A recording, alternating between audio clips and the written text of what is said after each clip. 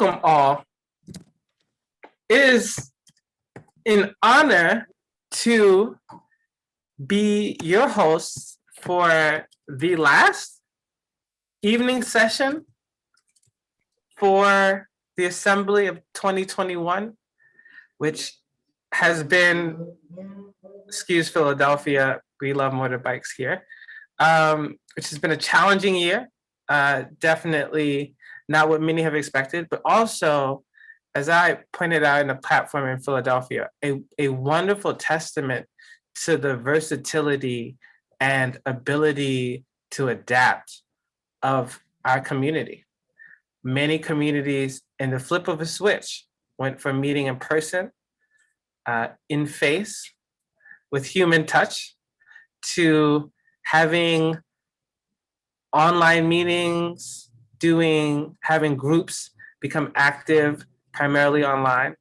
And it, as much was missed, as many of us have lost many people during this time, or lost the opportunity to recognize their lives in person or meaningful milestones in folks' life, I do think it is important to remember the bit of positivity that came out of this time.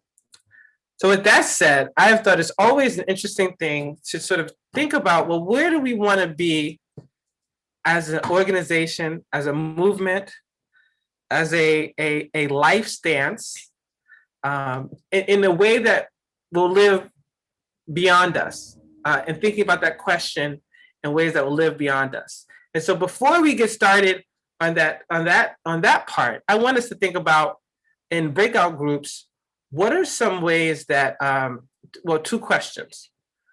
What keeps you engaged in ethical culture? And what have you noticed in terms of changes in how your society functions in terms of focus and or culture? Everyone I think is mostly muted on the way in. If you're not talking, you mute. So this is more, I just want people to share some of the things in the chat that they heard that struck them, even that they said, because we just want to keep, it's hard because there's a lot of you, even though that's great. I'm glad you all decided to come. So, but I want us to have a chance to see some of the things people said. Emily and Kathleen, Emil and Kathleen, if you could share what you shared in your group to everyone. Oh, you did already. Never mind. That'd be great. If folks can share some things that they heard that they would like to share to a larger group.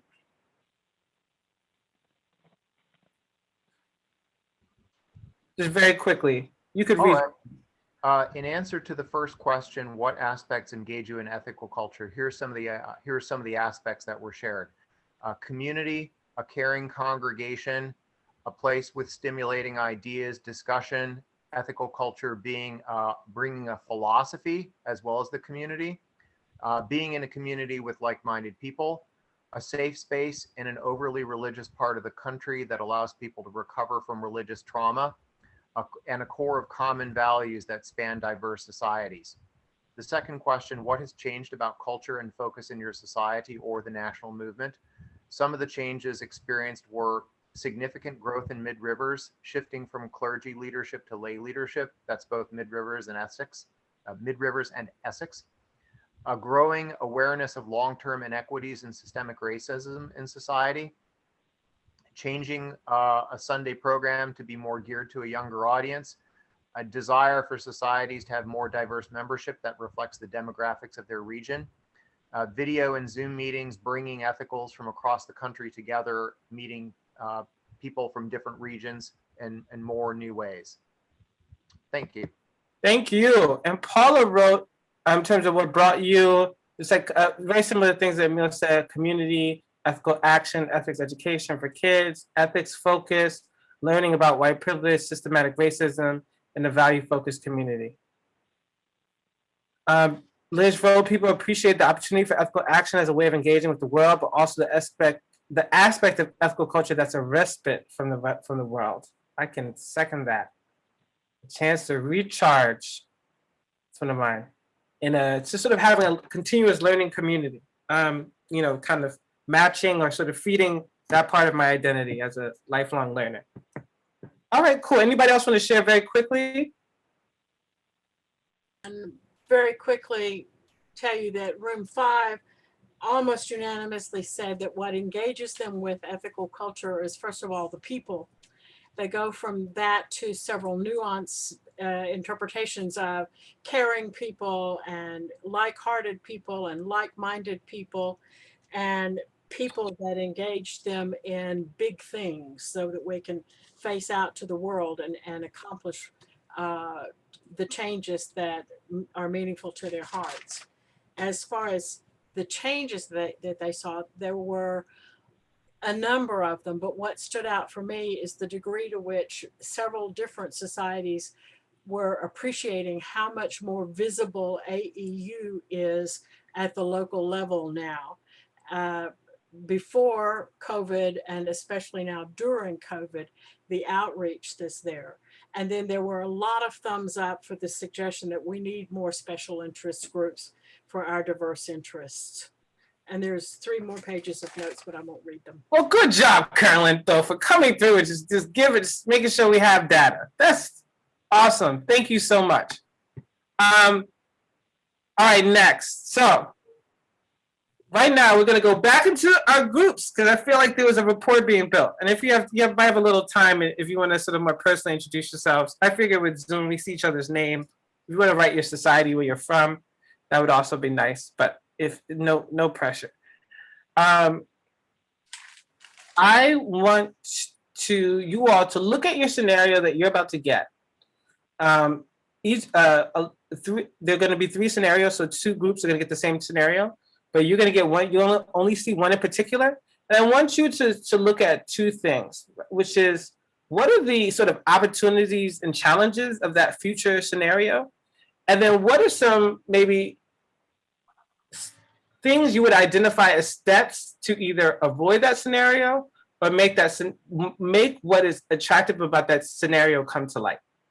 So if we kind of think about those things as kind of key takeaways or like action steps that society or ethical culture should take to, in response to the possibility of that scenario. Okay, so we're gonna do a little bit of we're going to break up back into our groups, and then we're going to read those scenarios.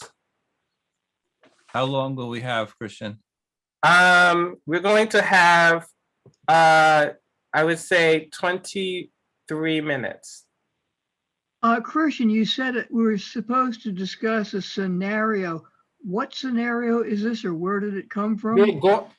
So they were drawn up by James and Amanda. I think James did a lot of the writing of the scenarios. They were slightly edited by me for this event and sort of changed a little bit.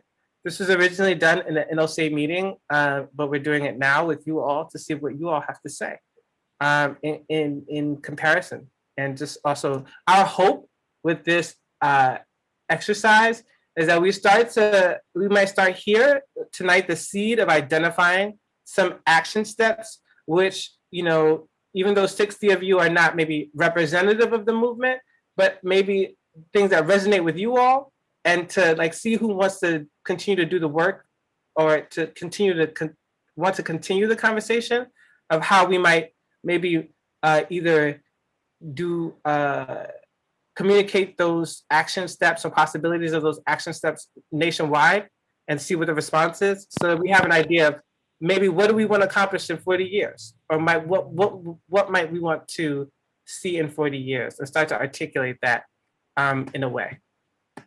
So to be clear, we've got 3 scenarios that your group leaders have been given. Scenario 1 is going to groups 1 and 4. Scenario 2 is going to groups 2 and 5. Scenario 3 is going to groups 3 and 6. And if any of our group leaders are unclear about which one or needed a link again, we can do that. But they are going to share the scenario in your group, read it out loud for everybody. And then as Christian said, the discussion part is the opportunities and challenges about that scenario, kind of, pros and cons, and then some takeaways or words from that that are going to be useful for us to come back together as we develop this vision. Well, Emily, could we put the 5 issues in the chat so I can look at to see what we're discussing? So the thing is, there are 3 separate scenarios, and we don't want you all to see all of the things because that would sort of ruin the fun. Yeah, it's a little You'll bit. be able to see it. Sorry. Go ahead. No, you're going to hear about the other scenarios. You're just going to engage with one of them at a time within your group. Scenario 1. In 2061, after decades of slow decline, the American Ethical Union decides it cannot continue as an independent organization. Many of our smaller congregations have closed after failing to attract new members. Our larger congregations continue to exist, but do not feel they can sustain the AEU on their own. The AEU decides to pursue a merger with the Unitarian Universalist Association as the congregational movement theologically closest to our own. And given that some of our societies had already pursued dual affiliation, the UUA seemed the obvious choice. After years of negotiation, the AEU agrees to merge with the UUA, and the existing ethical societies become UU churches. The resources of the ethical movement are rolled into the UUA, and we become a distinct humanist strand informing UU theology and praxis. Existing ethical leaders are recertified as UU ministers, and no new ethical leaders are trained.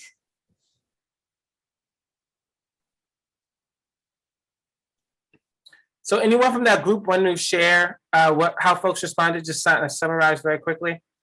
So it's groups 1 and 4. I could do group 4. Okay, do group 4 and then someone else. The challenges are we'd have to make sure to educate our members about what the UUA is. There's a lot of different ideas of what the UUA is. We would most likely lose members if we merged with the UUA. We'd be giving up our ethical name, and would we lose our focus on ethics? Would we lose our uniqueness? And then opportunities for more locations, opportunity for communities to continue, more resources available. We might get more demographics of members. We'd be able to add value to what the UUA has now. The UUA is better organized and better funded than we are. And so that's good for us. And we could do more of what we want to be doing instead of worrying about if we're going to survive and how we're going to get more members all the time. That's all. On the downside, a number of people did express on how, or at least I did. Hold on, Mike. I want to actually go to group. So the Sorry, second I think scenario- Mike is trying to say that I didn't do enough about the challenges, which is probably Yes, true. which is there are a lot of people. I just wanted a general sense. So if the second scenario, can you share it? Did you want to hear from both groups who did scenario 1 or just one? No, let's just do one. Let's just do one. Okay. Yeah. All right, scenario 2. In 2061, the American Ethical Union looks radically different to how it looks today. As an educational and programming facility, it moves into a squarely secular territory, moved away from congregational development, and instead pursues its mission in other ways. It now offers a range of programs to aid people's personal and ethical development, both in and out of community settings. Following the model of Conway Hall in the UK, formerly the South Place Ethical Society, American ethical societies become cultural centers, which rent space to educational and religious programming instead of being fully fledged congregations. They no longer require clergy leadership and instead function as cultural nonprofits seeking to promote humanism through public lectures, debates, and classes. Remaining ethical leaders either leave the clerical profession or find employment in other religious movements. Anybody that had that scenario want to summarize what some of their group was saying? Challenges with that? Takeaway actions? I think I can do that. Oh, go ahead, Carolyn. Oh, sorry. Kim, go ahead. Yeah, Kim, yeah. I Carolyn's think got a we lot were of- saying that there were some advantages to that scenario, especially since it would generate some income, and that income could be used. But at the same time, we wanted to have ethical leaders because otherwise you don't get the ethical education, and that's what we're here for. So we thought that we would have to blend that with some income from community organizations and definitely having leadership.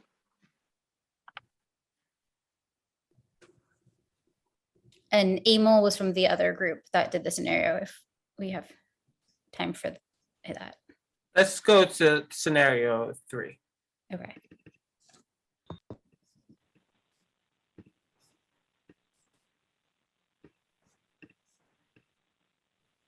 Scenario 3, in 2061, societies decide to no longer align with a federating body or share any nationwide events, including in terms of coordinating assistance or networking. Redirecting money to apportionment from apportionment provides societies funds for flexibility. Ethical culture loses national presence / the pipeline to the media for statement or publicity. Societies vary deeply in structure and size with little support or vision for growth. The National Leaders Council, unable to provide stable employment for leaders, struggles to recruit new trainees and sees no reason to continue operation. Those few ethical societies with still functioning can find clergy leadership from other better sourced movements.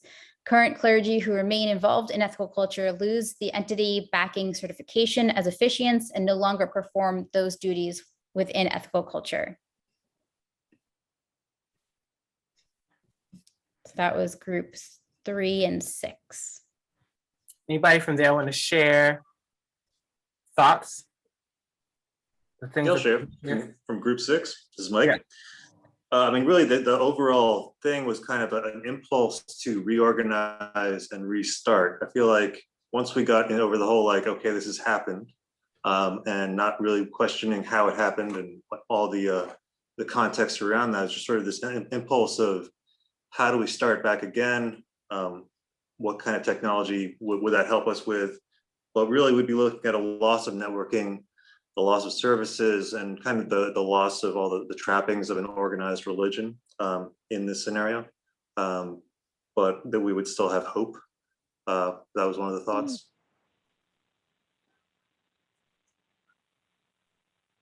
Yeah, okay, cool. So now I want to acknowledge the fact that I don't know, we have only 10 minutes. But I heard some action steps from my groups that I want to share. And I want folks to share kind of their suggestions that or the things that came from that group that kind of sound like that or are in that vein. And I want folks in the chat to, I don't know if the way is to like big up or to identify ones that especially resonate with you, or like 2 that resonate with you. So my group said, develop power in order for our voice to be heard by others. So that, that was a group that was trying to avoid the sort of merger with the AU, that you use. Feel connected and recognized in the AAU, like each member or every member of wherever you are in ethical culture feels connected and then recognized in the AAU or by the AAU. Reach out to nuns more intentionally. Merge with other humanist groups. So I'm going to say that's together. So reach out to nuns intentionally and merge with other humanist groups. Use online to increase membership within that social media presence. Concentrate on trying to achieve a minuscule growth rate, 3 to 5% per year that can accumulate. Don't concentrate on starting new societies, but partner with humanist groups that maybe have less resources or support for like technical assistance, and provide that and sort of collaborate with them over the years. Expand the ethical canon, and extend the amount of literature that talks about ethical culture. Update Adler for the 21st century. Transform and become part of a broader network, cooperative network, solidarity, a larger calling to oneness instead of de-emphasizing the focus on maybe this articulation of things that do similar things, such as cooperative networks, solidarity, organizing.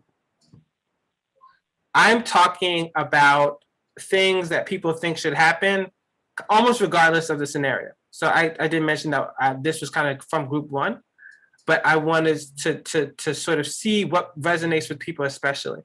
Let's see. Is Anna still here?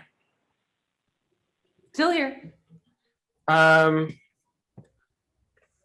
Cool. So is there anything that, and so Emily's group said, increase and promote community care, find organization and energy for public programming, strengthen voice for ethics, emphasize participation in social justice work, provide opportunities for individual and team growth. Right.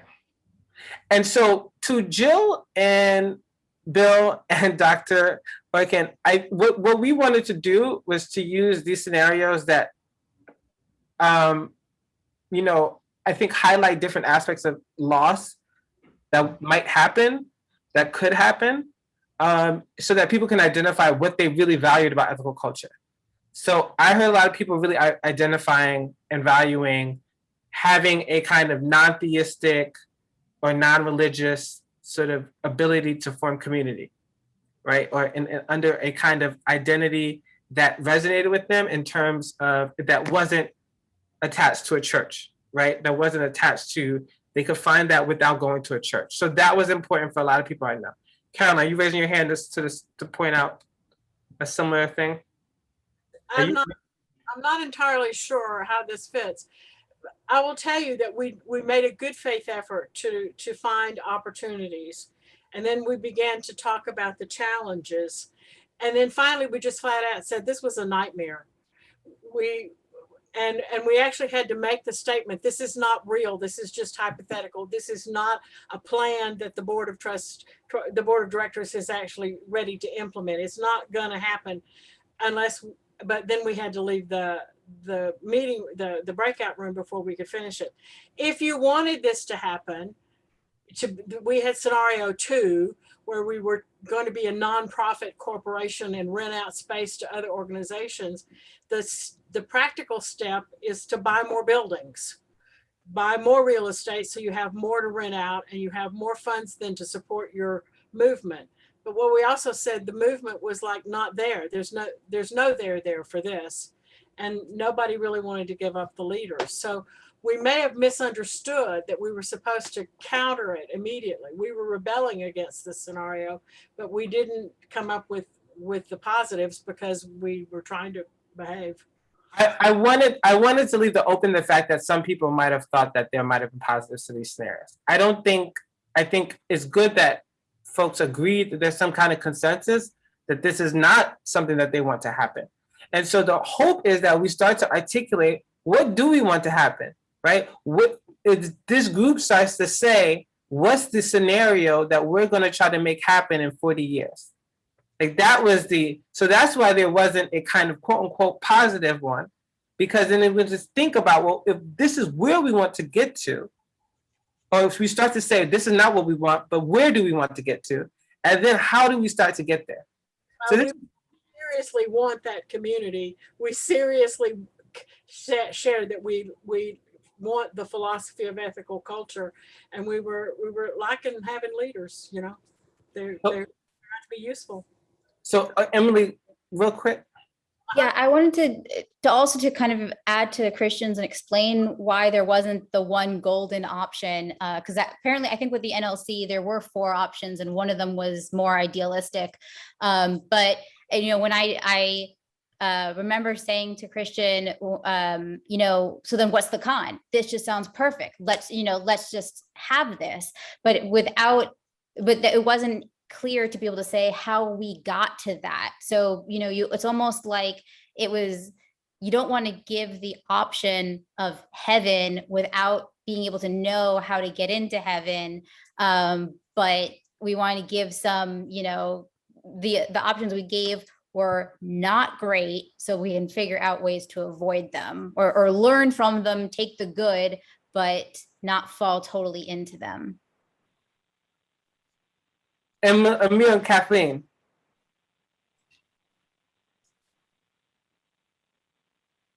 I get it. That was what I said. Thank you. Honestly, I don't actually think that it's a bad thing that people are sort of maybe sad that there wasn't a positive option.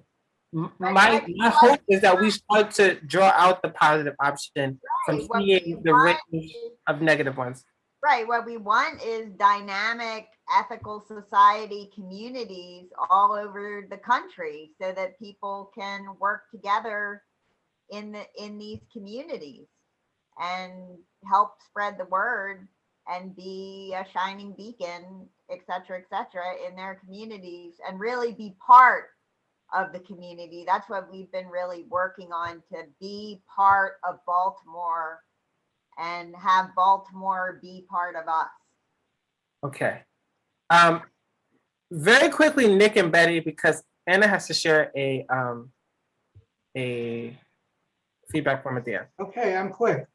I just want to say that growth doesn't mean positive either. It can mean a diffusion of what we're doing in an effort to bring things together that will be more dictatorial, authoritarian. So we could have had a positive one of growth, but it would have led to things that we've seen other places. In fact, even at a societal level, we've talked about the issue of whether we ought to grow because we like it the way it is, kind of thing. So there is that theme in growth that's not all positive either. That's thank you, Nick. Betty. Wait, I think you're not muted. Hold on, I'm gonna ask you to unmute. Do you see And it? a tank tonight. Oh, hey. I thought Betty was just off camera. I thought I was. Okay. I think in group 3, we were talking about how to avoid the scenario and taking count of things like the introduction of the President's Council, the introduction of more AU-wide events, of introduction of things like getting the Sunday school directors together, and the consulting leader program as ways to help get the small groups that cannot afford a leader and to get some leadership services. And these were some of the things that we talked about as ways of avoiding it. And I think we also referred to Bart's role as executive director as helping to form a sense of an ethical movement in contrast to some of the prior two executive directors who were outside the movement and were hired for the supposed expertise in fundraising rather than for their ability to articulate a vision of the ethical movement. And I think we thanked Bart for helping to avoid that scenario 3. All right. So thank you. Emma, I'm going to hand it over to you. Thanks. So I hope everybody enjoyed tonight's event. I just dropped a link in the chat. So if you wouldn't mind going ahead and opening that before you close your Zoom window, that way you can let us know how you felt about tonight's event. And we welcome your feedback about this and about the assembly as a whole, as we are coming to a close now after 9 weeks. So. And I also want to, for people who would like to be involved in continuing this conversation and maybe drawing up the positive scenario that wasn't here, along with action steps, if you would like to be a part of that conversation, drop it in the chat. Put your email, or if you could message me privately your email, that's also can work. And we can start to continue to have this conversation.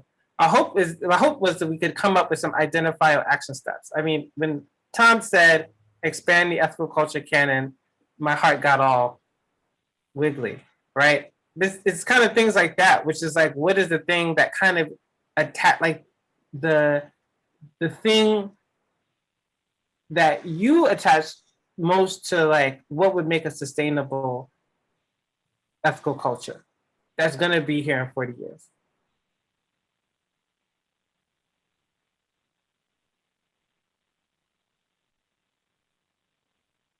So I'm going to leave with this quote. It's from a sci-fi book. One of my favorite parts about interning at the St. Louis, Ethical Society of St. Louis, has been becoming a part of the sci-fi club where I read really cool sci-fi literature that makes me think about the future. I do not think my dreaming is untoward. It is the casting forward of desire, the projection of self into the future, and imagining of possibles. And that's from a memory called Empire